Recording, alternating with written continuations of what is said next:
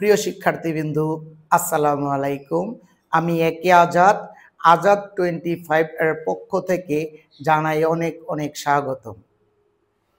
আজকের আলোচনার বিষয় এইচএসসির বাংলা গদ্য অপরিচিতা। এই ভিডিওর মাধ্যমে তোমরা অপরিচিতা গল্পের মূল বক্তব্য, প্রশ্ন, এমসিকিউ, ইভেন সৃজনশীল সম্পর্কে সঠিক কনসেপ্ট পেয়ে যাবা। মূল বক্তব্য। অপরিচিতা লিখেছেন রবীন্দ্রনাথ ঠাকুর। গল্পগুচ্ছ কাব্যগ্রন্থ থেকে নেওয়া হয়েছে। অপরিচিতা একটি মেয়ের নাম, তার নাম হলো কল্যাণী। এই কল্যাণীর বয়স 15 বছর। কল্যাণীর বাবা ডাক্তার শম্ভুনাথ সেন। তৎকালীন সমাজে দেখো 7 এবং 8 বছরের মেয়ের বিয়ে হতো, কিন্তু সেই তুলনায় তো 15 বছর অনেক বেশি। কিন্তু বর্তমানে তো 15 বছর আসলে বেশি না। বর্তমানে দেখো 35 এবং 40 বছরের অনেক মেয়েদেরই বিয়ে হয় না। ইন্ডিয়ান নায়িকারা দেখো 35, 40, 45 পর্যন্ত হয়ে গিয়েছে, কিন্তু এখনো তাদের বিয়ে হয়নি। ওই সময়ে 40-45 বছরে নাতি নাতির পর্যন্ত মুখ দেখে ফেলতো। কল্যাণীর বয়স অনেকটাই বেড়ে গিয়েছে। কারণ কি? ডক্টর শম্ভুনাথ সেন উপযুক্ত পাত্র পায়নি। উপযুক্ত পাত্র, দ্যাট মিন শিক্ষিত পাত্র।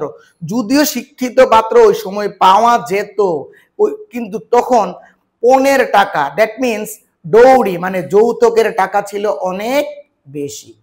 অন্যদিকে এই গল্পের কথক হলো অনুপম। অনুপম MA পাস। অনুপমের বয়স 27 বছর।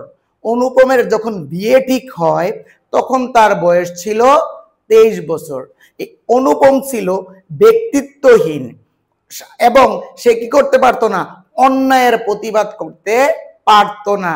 সহজ বাংলা কথা, তাকে স্কুলের স্যার তাকে মাকাল ফল বলে ডাকতো। কারণটা কি? যে ছেলে মাস্টার্স কমপ্লিট করার পরেও নিজের ডিসিশন নিজে নিতে পারে না, অন্যায়ের বিরুদ্ধে প্রতিবাদ করতে পারে না এবং অন্যের উপর ডিপেন্ড করে, এই জন্য তাকে মাকাল ফলের সাথে তুলনা করা হয়েছে। আর মাকাল ফল জিনিসটা কি? যে ফলটা দেখতে অনেক সুন্দর কিন্তু খেতে ভালো না। অনুপমের বাবা ছিল না। অনুপমের বাবা যখন ছিল, অনুপমরা তখন গরিব ছিল। অনুপমের বাবা ছিল উকিল। সে ওকালতি করে, 9-6 করে, সুদ ঘুষ খেয়ে, ইভেন অনেক দুর্নীতি করে, খুব তাড়াতাড়ি মানে আঙ্গুল ফুলে কলা গাছ হয়ে যায় না মানুষ, খুব তাড়াতাড়ি বড়লোক হয়ে গিয়েছে। অনুপমের বাবা নেই, এই জন্য অনুপমের মামা এবং অনুপমের মা হলো অনুপমের প্রধান গার্ডিয়ান। অনুপমের মামা অনুপমের চেয়ে 6 বছরের বড়। খেয়াল করো কথাটা। অনুপমরা প্রথম গরিব ছিল, যখন বড়লোক হয়ে যায় তখন অনুপমের মা এবং অনুপমের মামার বাপটা কি অনেক বেড়ে যায়। দেখো আমাদের সমাজে ফকিন্নি, দ্যাট মিনস কি গরিবরা হঠাৎ করে যখন বড়লোক হয়ে যায় তখন তাদের বাবে আর থাকা যায় না। ঠিক তেমনি দেখো সমাজের উচ্চ শ্রেণীর মানুষ যারা অরিজিনালি বড়লোক, তাদের আসলে এত ভাব থাকে না। এই অনুপমের মামা সে ছিল লুবি প্রকৃতির মানুষ এবং সব সময় চাইতো যে তার বাগিনাকে বিয়ে করাবে, ওই পরিবারে বিয়ে করাবে যেই পরিবার তাদের চেয়ে একটু নিচু পরিবার, যাতে ওই পরিবারে মেয়ে এই পরিবারে এসে সব সময় মাথা নিচু করে থাকে এবং কখনো যাতে উঁচু গলায় কথা না বলতে পারে। কিন্তু সে চাইতো একটু নিচু পরিবারে মেয়ে বিয়ে করাবে, বাট কিন্তু মেয়ের বাবার অনেক টাকা থাকতে হবে। মানে তার কাছে মেয়ের চেয়ে মেয়ের বাবার আর্থিক অবস্থাটাই সবচেয়ে বেশি দামি ছিল। কার কাছে? অনুপমের মামার কাছে। অনুপমের মামা অনুপমকে বিয়ে করাবে, অনেক মেয়ে দেখেছে। কল্যাণীকে একটু পছন্দ হয়েছে, কিন্তু কল্যাণীর বয়সটা একটু বেড়ে গিয়েছে। অনুপমের মামা তো ছিল লোভী, অনুপমের মামা এত বেশি পছন্দ করে নাই। এখানে একটি ক্যারেক্টার আছে, সেটা হলো হরিশ। হরিশ হলো অনুপমের বন্ধু।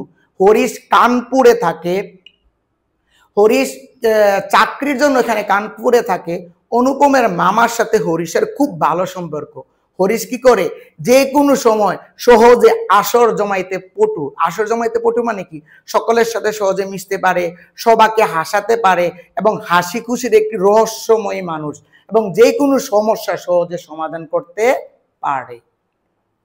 এখন এই যে অনুপম, কল্যাণীর সাথে অনুপমের বিয়ে ঠিক হয়, সবাই মোটামুটি রাজি ছিল, অনুপমের মামা রাজি ছিল না। এই ক্ষেত্রে দেখো, এই যে কল্যাণীর সাথে অনুপমের বিয়ে ঠিক হয়, অনুপম কিন্তু কল্যাণীকে দেখে নাই, হরিশ কিন্তু কল্যাণীকে দেখেছে।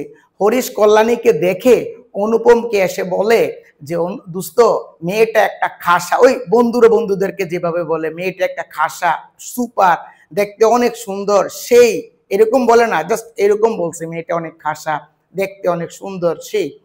তখন এই যে অনুপম কোনোদিন কখনো মেয়েদের দিকে তাকাইতো না, যখন হরিশ এই কথাটা বলেছে তখন তার মনে বসন্তের দোলা লেগে গিয়েছে। শয়নে স্বপনে নিশি জাগরণে সব সময় তার মনের মধ্যে কল্যাণীর ছবি আঁকে। একটি কথা আছে না, ফার্স্ট সাইট অ্যাট লাভ, মানে প্রথম দর্শনে প্রেমে পড়া, অর্থাৎ ওর হয়েছিল না দেখেই প্রেমে পড়ে গিয়েছিল। তার মনে বসন্তের দোলা লেগে যায়, সব সময় কল্যাণীর কথা ভাবে, মনে মনে কল্যাণীর ছবি আঁকে। এখন অনুপমের মামা তো ঠিক নেই, যে অনুপমের মামা তো এখনো রাজি না, কিন্তু হরিশ কি করলো, অনুপমের মামার সাথে কথা বলে একটু পাম পট্টি দিয়ে বলল যে মেয়ের বাবার অবস্থা কিন্তু আগে অনেক ভালো ছিল, এখন হয়তো বা একটু কম ভালো, কিন্তু একটা জিনিস কি, উনার একটা মাত্র মেয়ে, উনার যা সম্পদ আছে, টাকা পয়সা আছে, সবগুলো কিন্তু এই মেয়েটাই পেয়ে যাবে। আর অনুপমের মামা তো ছিল লুবি, সে তখন আবার রাজি হয়ে যায়। এখানে একটি ক্যারেক্টার আছে বিনু দাদা। এই বিনু দাদা ছিল অনুপমের পিস্তুতু ভাই। এই বিনু দাদা ছিল সহজ সরল, যার মধ্যে কোনো ধরনের ফেসবুক ছিল না। এই যে বিয়ের সময় যে অনুপমের মামা একজোড়া ইয়াররিং এনে দিয়েছিল, এই মেয়েকে আশীর্বাদ করার জন্য বিনু দাদাকে ডাক্তার শম্ভুনাথ সানের বাড়িতে পাঠানো হয়েছিল। এর আগেই বলে দিয়েছি অনুপমের মামা ছিল অনেক লোভী। সে কি করে, বিয়ে বাড়িতে যাওয়ার সময় একটা শেকড়া নিয়ে যায়। শেকড়া মানে কি, স্বর্ণকার, ওই যারা স্বর্ণ মাপে বা ঘষাঘষি করে বা স্বর্ণ পরখ করে। শেকড়া মানে কি, স্বর্ণকার, অর্থাৎ যে স্বর্ণ পরখ করে। বিয়ে বাড়িতে যাওয়ার পরে অনুপমের মামার মনটা বেশি খুশি ছিল না। খুশি না হওয়ার প্রধান কারণ, অনুপমের মামা ভাবছিল যে বিয়ে বাড়িটা অনেক বড় হবে, প্লেসটা অনেক বড় হবে, একেবারে গর্জিয়াস ভাবে ডেকোরেশন হবে এবং ডাক্তার শম্ভুনাথ সেন গর্জাস পোশাক পরবে। কিন্তু ওইখানে গিয়ে দেখে ব্যতিক্রম। কেমন, জায়গাটা ছিল অনেক সংকীর্ণ, অনেক লোক বলে অনেক গ্যাদারিং ছিল এবং শম্ভুনাথ সেন কি করেছে, জাস্ট সিম্পল একটা ড্রেস পরেছে। এর ফলে অনুপমের মামা এইগুলো দেখে তার মন আর খুশি হতে পারেনি। বিয়ে বাড়িতে অনুপমের মামা ডাক্তার শম্ভুনাথ সেনকে ডেকে বলে, বিআই সাহেব, আমাদেরকে যে স্বর্ণগুলো দিবেন ওই স্বর্ণগুলো নিয়ে আসেন, আমি দেখবো আসলে যতটুকু স্বর্ণ আমরা চেয়েছি ততটুকু স্বর্ণ আছে কিনা। তখন ডাক্তার শম্ভুনাথ সেন উত্তর দেয়, আসলে আপনারা যতটুকু স্বর্ণ চেয়েছেন তার চেয়ে বেশি আছে, তাও বলে তাও একটু পরখ করে দেখি। কল্যাণের গা থেকে স্বর্ণগুলো খুলে নিয়ে এসে দেয়, তারপরে বড়া মজলিসে স্বর্ণকার কি করে, এই স্বর্ণগুলো মাপামাপি করে, মেপে দেখে যতটুকু স্বর্ণ চেয়েছিল তার চেয়ে বেশি পরিমাণে স্বর্ণ আছে। তারপর ডাক্তার শম্ভুনাথ সেন বলে যে এগুলো দেখতে পিতলের মতো মনে হয়, একটু মাইপা একটু গৈসা দেখেন তো। তখন ডাক্তার শম্ভুনাথ সেন বলে, এগুলো গৈসা দেখার প্রয়োজন নাই, এগুলো আগিল্লা দিনের স্বর্ণ। দ্যাট মিনস কি, ওই মানে কল্যাণের দাদির স্বর্ণ, মানে অনেক আগের স্বর্ণ, এগুলোর মধ্যে খাত নাই বললেই চলে। তাও অনুপমের মামা বলে শেকড়াকে যে একটু গৈসা দেখেন। শেকড়া কি করে, স্বর্ণগুলো ভালোভাবে ঘষে গৈসা দেখে, না, শেকড়া বলে না, এটা বিলাতি স্বর্ণ, এটার মধ্যে কোনো খাত নয়, এটা খুব ভালো স্বর্ণ বটে। এখন ওই ফাঁকে ডাক্তার শম্ভুনাথ সেন অনেক অপমানিত হলো। সে অনুপম কি গিয়ে বলে যে বাবা তোমার মামা যা শুরু করেছে আমার তো কোনো মান সম্মান রাখলো না। অনুপম ছিল ব্যক্তিত্বহীন, যে কোনো কথা বলতে পারতো না, বলদ আসলে সহজ বাংলা কথা, বলদ, অপদার্থ, প্রতিবন্ধী আমার ভাষায়। এখন সে কি কোনো ধরনের প্রতিবাদ করতে পারে না। যে একটা ছেলে মাস্টার্স কমপ্লিট করার পরে সে প্রতিবাদ করতে পারে না, তাকে আমি বলদ আর প্রতিবন্ধী ছাড়া কি বলবো? তখন সে কি বলল, আমার কিছু করার নেই, আমার মামা যা বলে তাই। তখন ডাক্তার শম্ভুনাথ সেন ওইখান থেকে চলে আসে। আর অনুপমের মামা যে বিয়ে বাড়িতে এই ঝামেলাটা সৃষ্টি করলো, গন্ডগোলটা, ওই সময় ডাক্তার শম্ভুনাথ সেন শেখরাকে বলে, মানে একজোড়া ইয়াররিং দিয়ে বলে এগুলো একটু পরখ করে দেখেন তো। সে কি করে? পরখ করে দেখে এটাতে স্বর্ণের পরিমাণ খুবই কম, খাদের পরিমাণ খুবই বেশি। অর্থাৎ অনুপমের মামা, দেখো অনুপমের মামা নিজের বেলা 16 আনা, পরের বেলায় 1 আনা, এই কাহিনী আর কি। তখন ডাক্তার শম্ভুনাথ সেন বলে যে এগুলো আপনি রেখে দেন। কাকে বললো? অনুপমের মামাকে বললো, মানে আপনার জিনিস আপনার কাছেই রেখে দেন।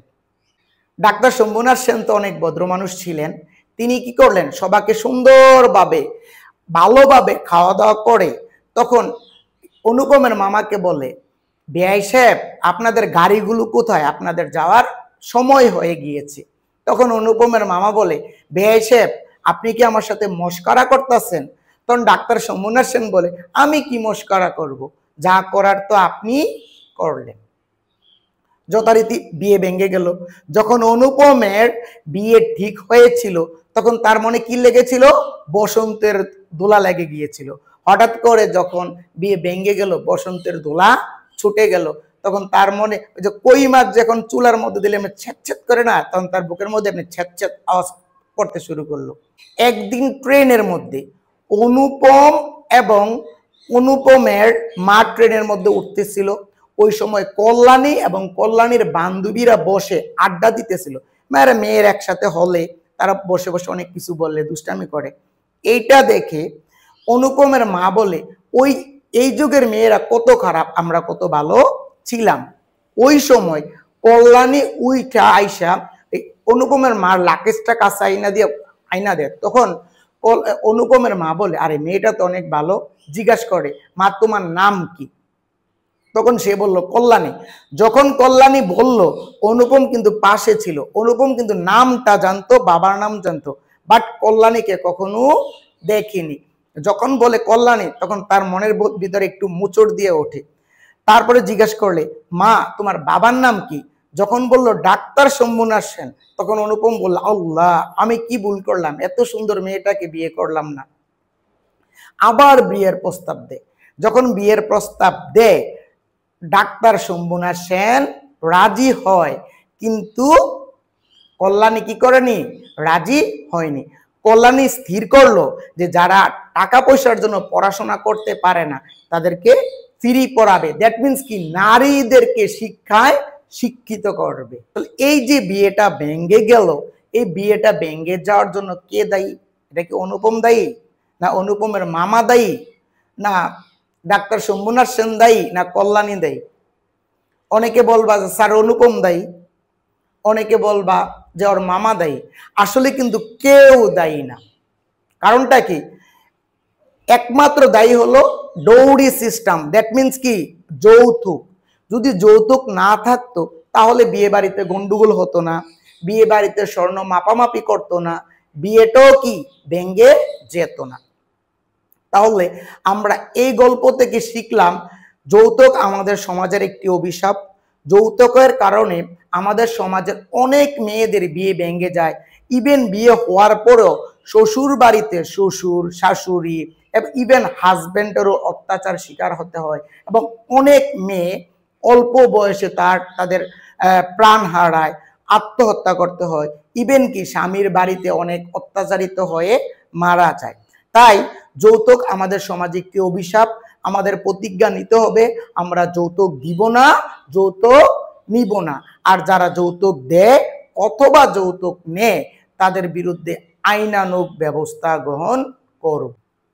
প্রিয় শিক্ষার্থীবৃন্দু, এখন আলোচনা করব এমসিকিউ এবং 1 নং প্রশ্নের উত্তর। অর্থাৎ এমসিকিউতে যেগুলো আসে অর্থাৎ কয়ে ঠিক ওই প্রশ্নগুলোই আসে।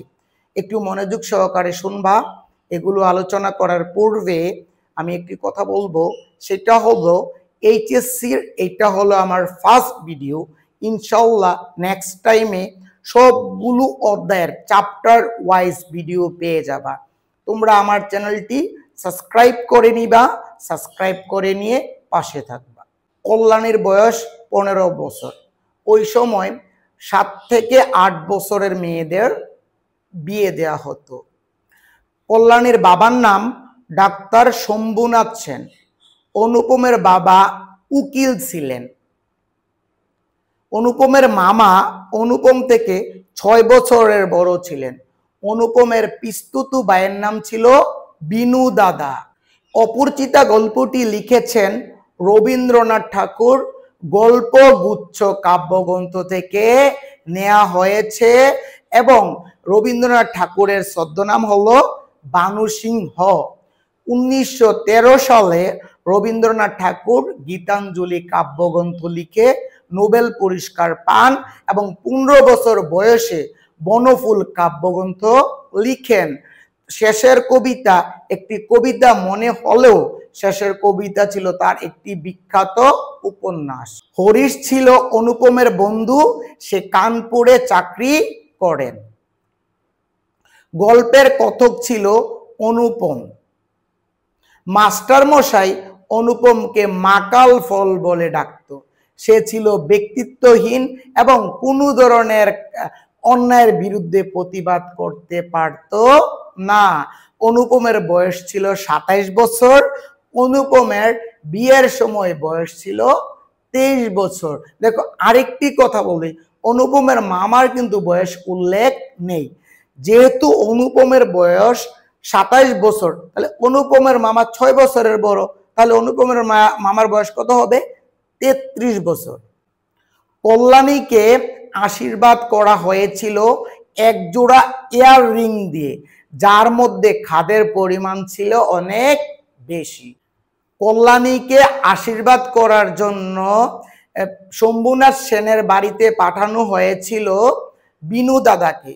হরিশ আসর জমাতে অদ্বিতীয়। অনুপমের বাড়ি ছিল কলকাতায়। অপরিচিতা গল্পটি সবুজ পত্র পত্রিকায় প্রকাশিত হয়।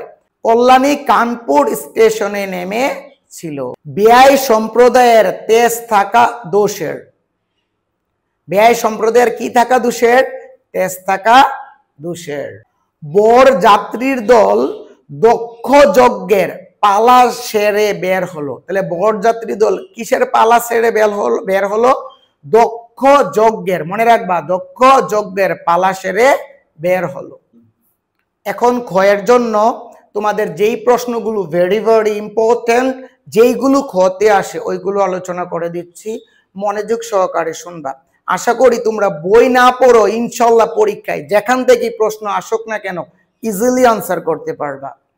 একে তো বরের হাট মহার্ঘ, তার উপরে ধনুক বাঙ্গাপন। ওই সময় বিয়ের জন্য উপযুক্ত বর পাওয়া খুব কঠিন ছিল। কারণটা কি? উপযুক্ত বর দ্যাট মিন্স কি? ভালো শিক্ষিত এবং ভালো ছেলে পাওয়াটা কঠিন ছিল। যদিও শিক্ষিত এবং ভালো ছেলে পাওয়া যেত, ধনুক বাঙ্গাপন মানে প্রচুর পরিমাণে যৌতুক বা ডৌরি দিতে হতো। এই জন্য ডাক্তার শম্ভুনাথ সেনের মেয়ে কল্যাণীর বয়স 15 বছর হয়ে গিয়েছে। কারণটা কি? ভালো ছেলে খুঁজতে খুঁজতে কিভাবে যে তার বয়সটা বেড়ে গিয়েছে সেটা ডাক্তার শম্ভুনাথ সেন আন্দাজও করতে পারেনি। আজ আমাকে দেখলে যেন মনে হয় আমি যেন অন্নপূর্ণার কোলে গাজনের ছোট ভাইটি। এখানে অনুপমকে লেখক ব্যঙ্গ করে এই কথাটি বলেছেন। দেবী দুর্গার 2টি ছেলে, একজন হলো গণেশ, অন্যজন হলো কার্তিক। কার্তিক সবসময় মায়ের কোলে বসে থাকে। গণেশ হলো বড়, কার্তিক হলো কি ছোট। গণেশ সব কাজগুলো করে। ঠিক তেমনি গণেশের সাথে অনুপমকে তুলনা করে এই কথাটা বলেছেন, কারণ অনুপম তার বিয়েটা ভেঙে গিয়েছিল, সে নিজে কোনো ধরনের প্রতিবাদ করতে পারে না, সে অন্য মানুষের উপর ডিপেন্ড করে, সে ছিল ব্যক্তিত্বহীন। এই জীবনটা দৈর্ঘ্যের হিসাবেও বড় নয়, গুণের হিসাবেও বড় নয়। অনুপম নিজেকে নিজের আত্মসমালোচনা করার ক্ষেত্রে এই কথাটা বলেছেন যে এই জীবনটা লম্বায়ও বড় হয়নি, আমি গুণেও বড় হইনি। কারণটা কি? তার নিজের বিয়েটা ভেঙে গেল, সে প্রতিবাদ করতে পারলো না, মেয়েকে না দেখে এত পছন্দ করলো, পছন্দের মানুষটাকে বিয়ে করতে পারলো না। অর্থাৎ এই জীবনটা সে লম্বায় বড় হয়নি, গুণেও বড় হয়নি। এককালে ইহাদের বংশে লক্ষ্মীর মঙ্গল গড় জমা ছিল, অর্থাৎ লক্ষ্মীর কৃপায়, মানে হিন্দু যারা, তাদের লক্ষ্মী মানে একটা দেবতা, লক্ষ্মীর কৃপায় তাদের ধন সম্পদ ভরা ছিল। কাদের? মানে ডাক্তার শম্ভুনাথ সেনের কথা বোঝানো হয়েছে। অর্থাৎ ডাক্তার শম্ভুনাথ সেনরা পূর্বপুরুষরা অনেক বড় লোক ছিল, টাকা পয়সা প্রচুর ছিল। এখন ডাক্তার শম্ভুনাথ সেনের আর্থিক অবস্থা আগের চেয়ে কিছুটা দুর্বল হয়ে গিয়েছে, ওইটা বোঝানো হয়েছে। মামা বিয়ে বাড়িতে ঢুকে খুশি হতে পারলো না কেন? সহজ, বিয়ে বাড়িতে ঢুকার পর সে যেই পরিবেশ চেয়েছিল ওই পরিবেশ ছিল না, জাঁকজমকপূর্ণ পরিবেশ ছিল না, জায়গাটা প্রশস্ত ছিল না, ডাক্তার শম্ভুনাথ সেন নরমাল পোশাক পরেছিলেন। এই জন্য এইটা একবার পরখ করে দেখেন তো, কখন এটা বলেছিল ডাক্তার শম্ভুনাথ সেন? ওই যে বিয়ে বাড়িতে ঝামেলা হয়েছিল তখন ডাক্তার শম্ভুনাথ সেন এক জোড়া ইয়াররিং এনে দিয়ে বলছিল এটা একটু পরখ করে দেখেন তো। তারপর এইটা আপনার জিনিস, আপনার কাছে রেখে দেন। এটা ডাক্তার শম্ভুনাথ সেন অনুপমের মামাকে বলেছিল যে এটা আপনার জিনিস, আপনার কাছে রেখে দেন, কারণ এটার মধ্যে কি ছিল? খাদের পরিমাণ, মানে ইয়াররিংয়ে খাদের পরিমাণ অনেক বেশি ছিল। মেয়ের চেয়ে মেয়ের বাপের খবরটাই তার কাছে খুব গুরুত্বপূর্ণ ছিল। অর্থাৎ অনুপমের মামা ছিল অনেক লোভী। অনুপমের মামা চেয়েছিল মেয়ে যেমন তেমন, মেয়ের বাবার আর্থিক অবস্থা যাতে অনেক ভালো থাকে। অনুপম তার মামাকে ভাগ্য দেবতার প্রধান এজেন্ট বলেছেন কেন? কারণটা কি? অনুপম কিন্তু কোনো ধরনের ডিসিশন নিতে পারতো না, কোনো ধরনের অন্যায়ের বিরুদ্ধে প্রতিবাদ করতে পারতো না। ও অনুপমের মামা যা বলতো সবকিছুই অনুপম সেটা শুনতে হতো এবং অনুপম ওইগুলো মাথা পেতে নিতে হতো। এই জন্য অনুপমের সকল ধরনের ভাগ্য মামার হাতেই ছিল। এই জন্য অনুপমের মামাকে ভাগ্য দেবতার এজেন্টের সাথে তুলনা করেছেন। প্রিয় শিক্ষার্থীবৃন্দু, এই যে সৃজনশীল প্রশ্ন তোমাদের পরীক্ষায় আসবে, ফার্স্ট অফ অল ক কোনগুলো আসবে সেগুলো বলে দিয়েছি, খ কোনগুলো আসবে ওইগুলো বলে দিয়েছি। গ এবং ঘর ক্ষেত্রে তোমাদের কি হবে? একটি উদ্দীপক দেয়া থাকবে, উদ্দীপকের সাথে এই যে অপরিচিত গল্পটা আমি মূল বক্তব্য বলে দিয়েছি তার কিছু মিল থাকবে, কিছু মিল থাকবে না, ওইখান থেকে বুঝে শুনে বানিয়ে লিখতে হবে। তাছাড়া গ এবং গহ লিখার ক্ষেত্রে তোমরা কি করবা? এই গল্পের নাম ও কবির নাম উল্লেখ করবা। অপরিচিত গল্পে রবীন্দ্রনাথ ঠাকুর রচিত এই কথাগুলো বলেছেন বা এই কথাগুলো মিল আছে অথবা এই কথাগুলো অমিল আছে, এভাবে সুন্দর করে সাজিয়ে লিখবা। ইনশাল্লাহ পরীক্ষা অনেক ভালো করতে পারবা। Keep watching my videos, till then আল্লাহ হাফেজ, আসসালামু আলাইকুম।